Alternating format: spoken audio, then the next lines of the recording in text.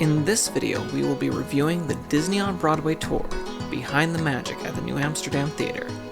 This is a walking tour that takes place in the heart of the theater district and ends with a special tour of the New Amsterdam Theatre, with special access to costumes and props used in a number of Disney's Broadway shows. So let's dive in.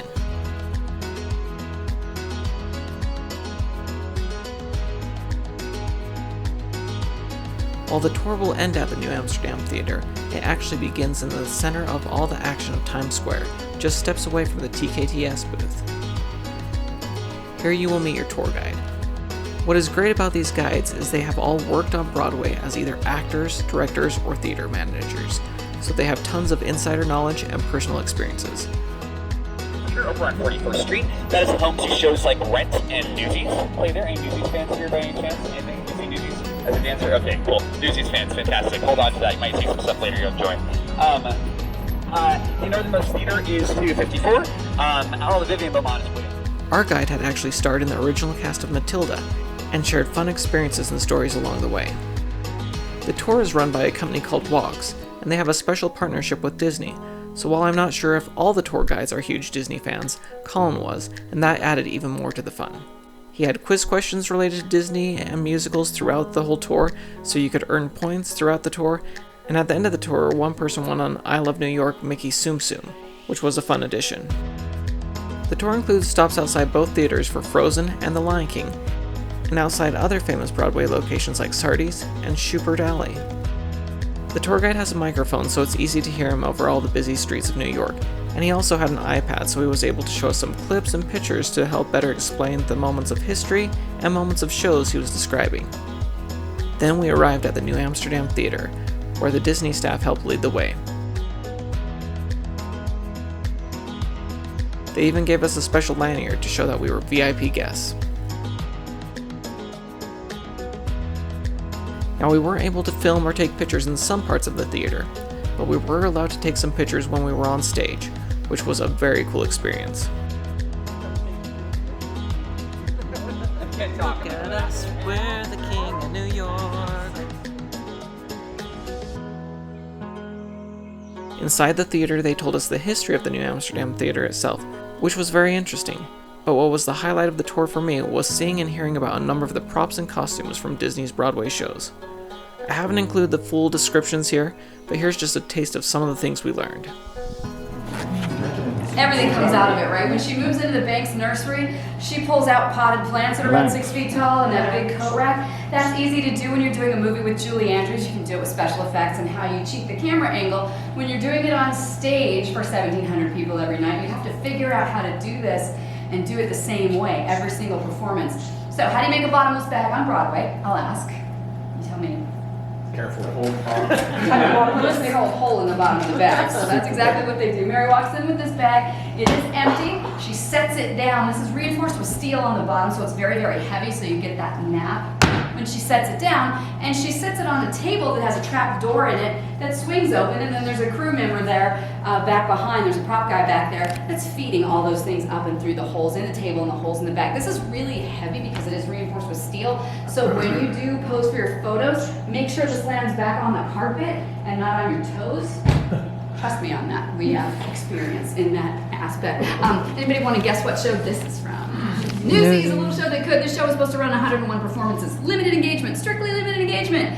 And the fansies bought tickets like crazy, so they opened it up to an open run. It ran 1,005 performances, over 10 times longer than they had anticipated. So these are some of the hats that they wear in Newsies, and these are some of the papes that they throw up and down that 3-story big old industrial steel set that moved upstage and downstage, very much like the house in Mary Poppins did. But if we were to use real newspapers, that would be really bulky and inky and gross, and we might have Newsies braining each other as they were throwing these papes back and forth. So they made big laminated pillows instead. Very, very lightweight. This makes a great boomerang. If you have boomerang on your phone, you can do that, like throw the papes back and forth or throw them into frame. This is our first show on Broadway, which is Beauty and the Beast. And except for these gnarly toes poking out the sides, it looks like a regular, ordinary riding boot from provincial France a couple hundred years ago. Now, Beast, the 4 actors who played Beast, everybody knows that was an actor, right? That wasn't a real. He had to get into the makeup chair an hour before everybody else was required to be signed in as cast members on stage. So everybody else is usually required to be here at half hour. Beast had to be there 90 minutes early to get into the $100,000 worth of makeup and prosthetics. So it took a lot of extra time. He was wearing anywhere from 75 to 100 pounds of costuming, depending on which actor played him throughout the years. So they wanted to give him some comfortable footwear, not only for his feet, but also to protect the $100,000 worth of makeup and prosthetics. So, provincial riding boot from France a couple hundred years ago? Not at all. First of all, here's your audio cue. Did they have Velcro in provincial France a couple hundred years ago? No, they did not. Did they have Reebok high tops in provincial France a couple hundred years ago? He was walking around in kicks the entire time. Those Tony voters had no idea when they gave the show the Tony Award for Best Costume Design that they were giving it to Reeboks. And some other stuff too. Here's our in-house show. Now, we're going to introduce you to one of our favorite characters in the show, the hyenas in the elephant graveyard. There's Bonsai, Shenzi, and... Ed is absolutely right. And when he opens his mouth to laugh, his tongue hangs out, thanks to a big weight sewn in the bottom of that tongue that's going to hang the right way every single time. Now, Ed is worn, even though we call these masks, he's not worn in front of the face, he's worn in front of the body. You see these two pieces right here that look sort of like antenna. These are going to connect to the spine of the hyena that goes up and over the actor's head. So it's a structural piece, but it also gives you the anatomy of that hyena. Now, if you look at Ed, you'll notice that he's very angular and shadowy and kind of asymmetrical. He's a little off-center. That's because the character is a little bit off-center. When you contrast that with these, you'll get the difference between the good guys and the bad guys. So if you look at the lioness masks, you can see how open and rounded and balanced they all are. You don't see any shadows at all, and everything is pretty much symmetrical. These pieces are also called masks, but they're worn on top of the head. So again, we have what Julie Taymor calls the double event. If you place these pieces in front of the faces of the actors, you are stuck with that one expression for the entire show. But if you lift them over the head or put them in front of the body, you get to see not only that essential expression of the character, but also you get to see the actor's facial expressions.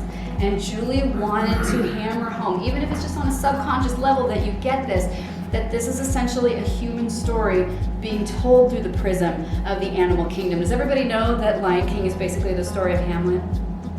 Just told with animals and cheetahs and stuff. Okay, good. So. And then after hearing about the items, we had about 15 minutes or so to try on the different costume items or hold the props.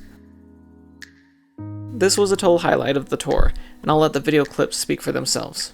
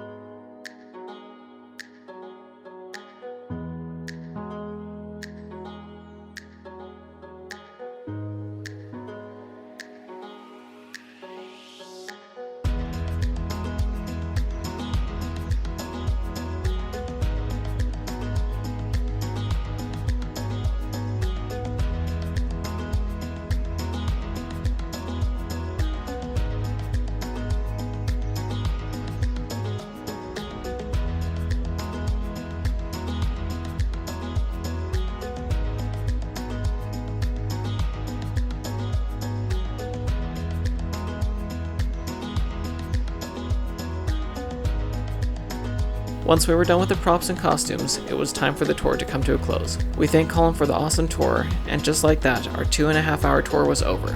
At the time of the making of this video, the tour is offered on most Saturdays, and during the summer months or during holiday weekends, it's offered on some Fridays. So I thought it was really fun. Any other thoughts? I really enjoyed it. I thought, and even just going on it, because you're with Disney fans, you're with like Broadway geeks, so it's like really fun to just be with your nerd out with other people. Yeah, everyone was really excited. Everyone kind of knew little details, so it was very fun to be with that group, and also Colin was totally into it. And yeah, but trying on all those props was fun from each of the main Disney shows that they've done, so it was pretty cool. The tour costs $72 per person, but be on the lookout for discounts because depending on the time of year, they sometimes have 20% off specials. Overall, I had a great time on this tour, and I would highly recommend it if you're a big Disney fan, or if you're a big Broadway fan who enjoys the idea of getting on a Broadway stage and seeing props actually used on Broadway. If you enjoyed this video, please give it a like, and consider subscribing to the channel, because my hope is always to make your next Disney adventure more magical. Thanks so much for watching, and have a magical day. Bye.